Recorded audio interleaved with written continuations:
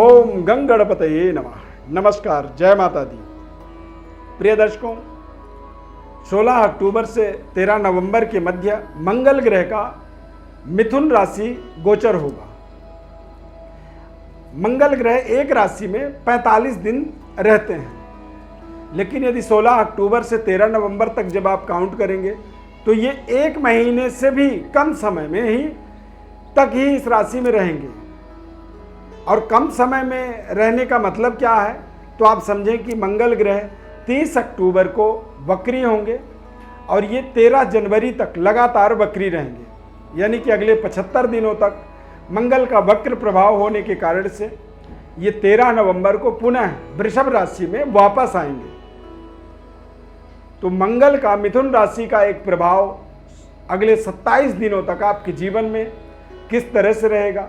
मिथुन राशि दरअसल राशि चक्र का तीसरा राशि होता है। तीसरे भाव में मंगल को राजयोगकारी बताया गया है। मिथुन राशि बुध का राशि होता है और बुध और मंगल की जो आपसी केमिस्ट्री है वो शत्रुवत है और इनकी नैसर्गिक जो रिश्ते हैं वो बहुत अच्छे नहीं माने जाते हैं। अब बुध मिथुन राशि जब गोचर करेंगे तो ये आपके जीवन में किस तरह का इसका प्रभाव पड़ेगा, सभी 12 राशियों का विस्तार से आपको बताएंगे। बाकी हमारे इस चार्ट में आप देख सकते हैं गोचर ग्रहों का 16 अक्टूबर के दिन किस तरह से प्लेसमेंट रहेगा।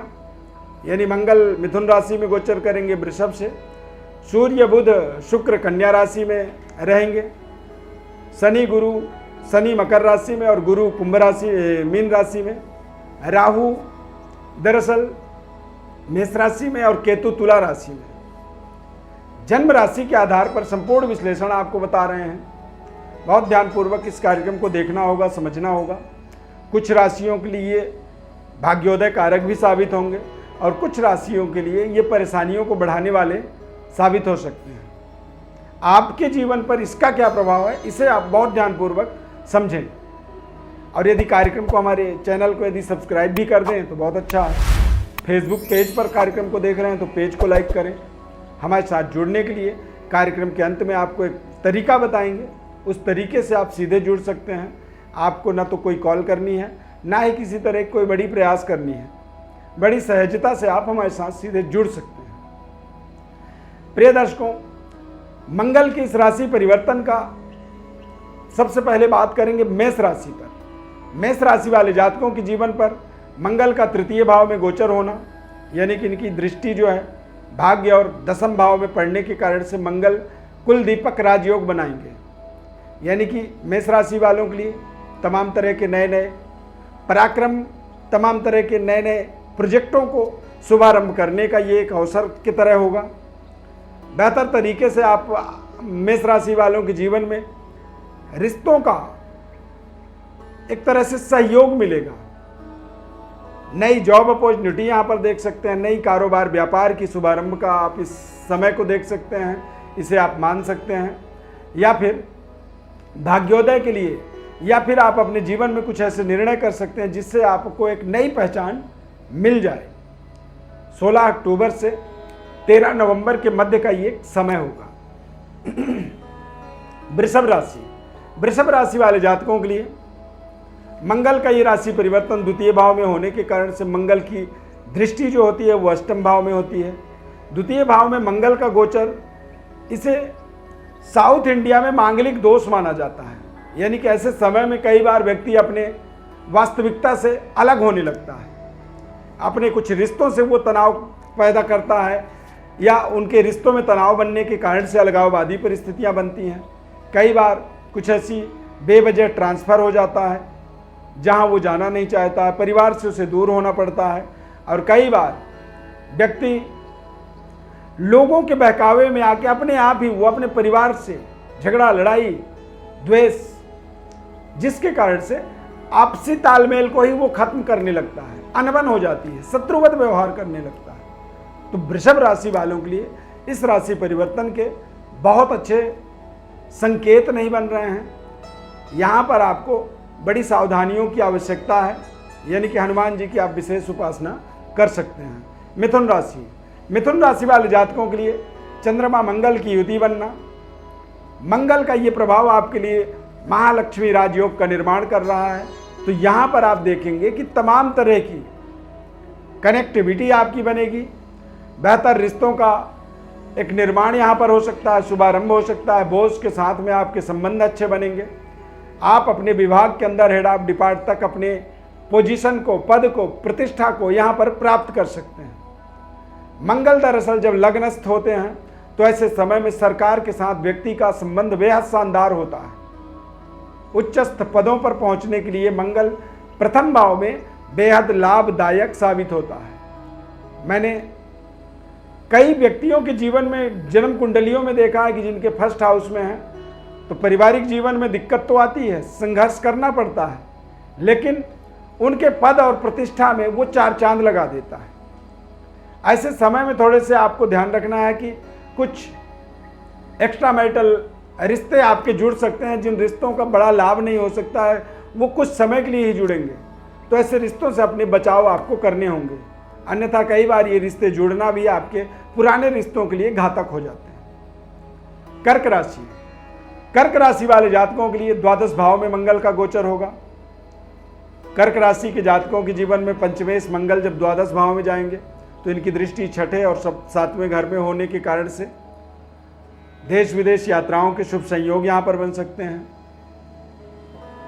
जरूरी कार्यों को पूरा करने के लिए आप परिवार से दूर जा सकते हैं। थोड़े से कुछ ऐसी जिम्मेदारियां आपकी आएंगी कि लेट नाइट तक आपको काम करने पड़ेंगे।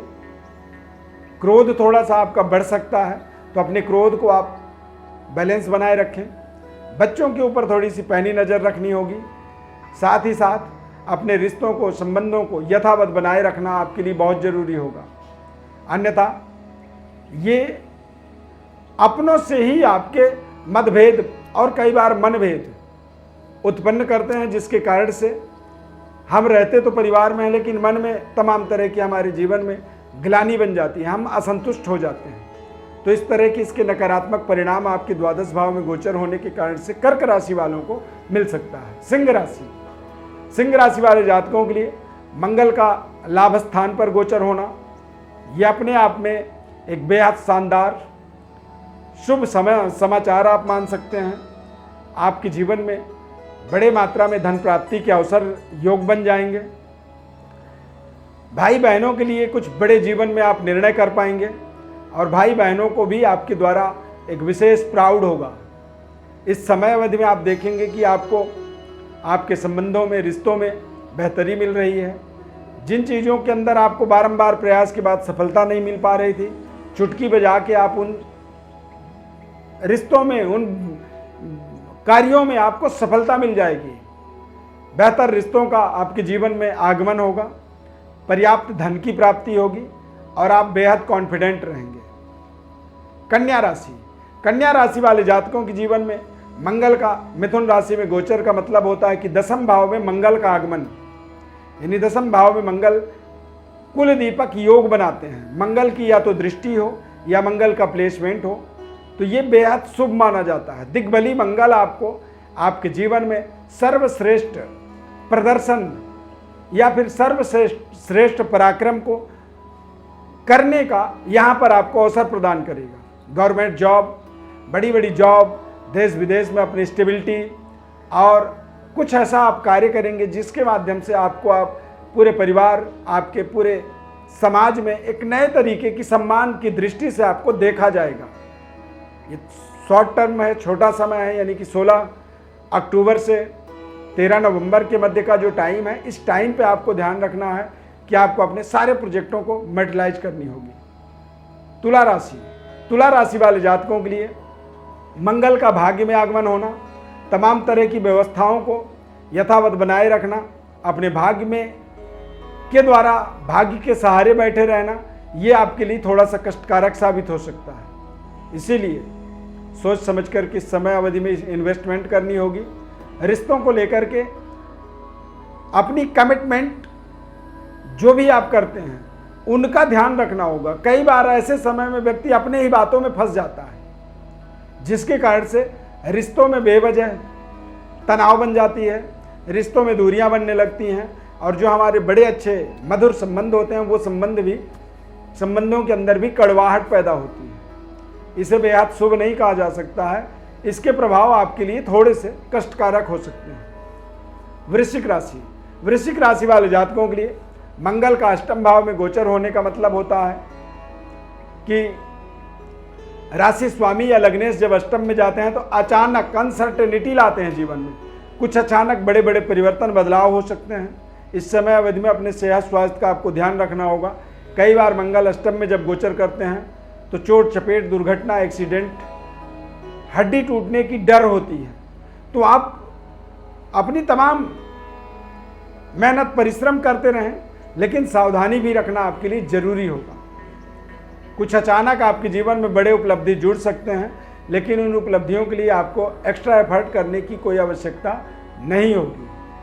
धनु राशि वाले जातकों के जीवन में मंगल का सप्तम भाव में गोचर होना। मंगल पंचमेश होते हैं और पंचमेश सप्तम भाव में जब गोचर करते हैं तो ऐसे समय को बेहद शुभ समय कहा जाता है। यानी कि धनु राशि वालों के लिए बड़े भाग्योदय से कम इस समय को नहीं कहा जा सकता है। कारोबार व्यापार में नई शुभारंभ आप देखेंगे।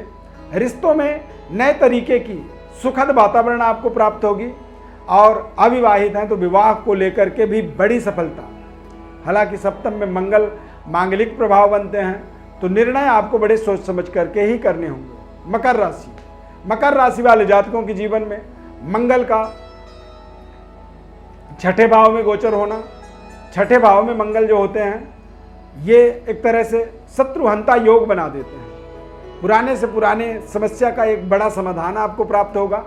कुछ कर्जे जो आपके थे वो कर्जे आप चुकता कर पाएंगे, कर्जों से आपको मुक्ति मिलेगी और शत्रु पर विजय प्राप्त करने का मतलब होता है कि आप अपने जीवन के तमाम संघर्षों को भी यहाँ पर समाप्त कर पाएंगे। कुंभ राशि वाले जातकों के जीवन में पंचम भाव में मंगल का आगमन।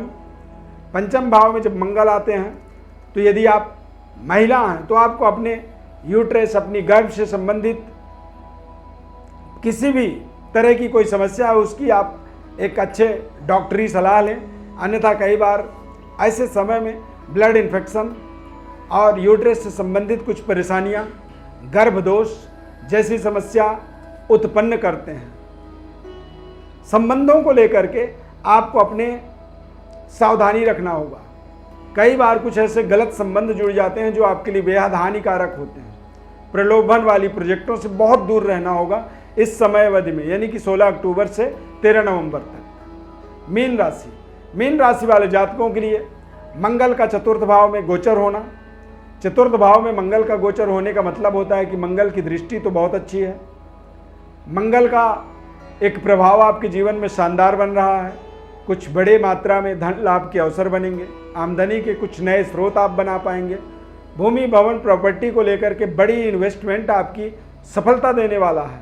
आप बेहतर तरीके से आप अपने जीवन में अपनी व्यवस्थाओं को, अपनी सुख समृद्धि को यथावत बना पाएंगे और उनकी एक बड़ी इंक्रीमेंट का भी एक यहाँ पर मंगल के इस महापरिवर्तन का आपको लाभ मिलने वाला है। प्रिय दर्शकों, ज्योतिष परामर्श के लिए यदि आप संपर्क करना चाहते हैं तो हमारे व्हाट्सएप पर डिटेल भेजें। जीवन की चाहे जो भी परिस्थिति है, जो भी परेशानी है, सभी परेशानियों का हल हमारी जन्म कुंडली में मिलता है।